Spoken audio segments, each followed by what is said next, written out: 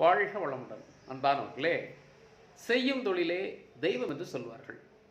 நீங்கள் செய்வது எந்த வேலையாக இருந்தாலும் கூட அந்த வேலையை விசுவாசத்துடனும் அர்ப்பணிப்புணர்வோடும் சிரத்தையோடும் செய்தால் ஒரு நாள் அந்த வேலை உங்களை உயர்வான இடத்தில் வைத்திருக்கும் என்று சொல்வார்கள். ஒரு கதை சொன்னால் புரியும்னு நினைக்கிறேன். மகாபாரத போரில் கிருஷ்ணனும் அர்ஜுனனும் ஒரே தேரில் பயணித்து சண்டை போடுறாங்க. கிருஷ்ணன் சாரதியாக இருந்து அந்த தேரை விரைவாக செலுத்தி கொண்டிருக்கிறான். ஒரு மாலை நேரம் போர்க்களத்தை விட்டு வெளியேறுகிறார்கள். பின்பு கிருஷ்ணனை எங்கு தேடினாலும் கண்டுபிடிக்க முடியவில்லை. எல்லா வீரர்களும் சொல்லி அனுப்புகிறான். ஆனாலும் கூட கிருஷ்ணனை காணவில்லை. சற்று ஓய்வாக அர்ஜுனன் சுற்றி வருகிற போது குதிரை லாயத்திலே தன் தேரில் பயணித்த அந்த குதிரையை குளிப்பாட்டு கொண்டிருக்கிறான் கிருஷ்ணன். உடனே அர்ஜுனன் பதறி போய், என்ன கிருஷ்ணா, நீ இப்படி பண்ணலாமா? எத்தனை வீரர்கள் இருக்கிறார்கள்? அல்லது என்னிடமாக சொன்னால் நானாவது அந்த குதிரையை குளிப்பாட்ட மாட்டேனா என்று கேட்கிறான்.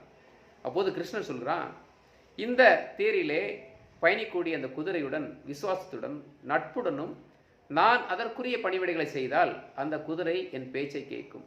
நான் எங்கு திரும்ப சொல்கிறேனோ அங்கு திரும்பும். எவ்வளவு விரைவாக நான் விரட்டுகிறேனோ அதற்கு ஈடு கொடுத்து ஓடும். ஆகவே என் வேலையை நான் சரியாக செய்தால் நான் உனக்கு மிக வேகமாக தேரோட்டி உன் வெற்றிக்கான உறுதுணையாக இருக்க முடியும்னு சொல்கிறான். அப்போ கடவுளாக இருந்தாலும் கூட தான் ஏற்றுக்கொண்ட பணியை சிறப்பாக செய்வதில் கிருஷ்ணன் அந்த இடத்தில் வலியுறுத்துகிறான். ஆகவே உங்கள் வேலை எதுவாக இருந்தாலும் கூட அர்ப்பணிப்புணர்வோடு விசுவாசத்தோடு சிரத்தையோடு செய்தால் நிச்சயம் அந்த வேலை உங்களை உயர்வான இடத்தில் வைத்திருக்கும். நன்றி. வாழ்க வளம்.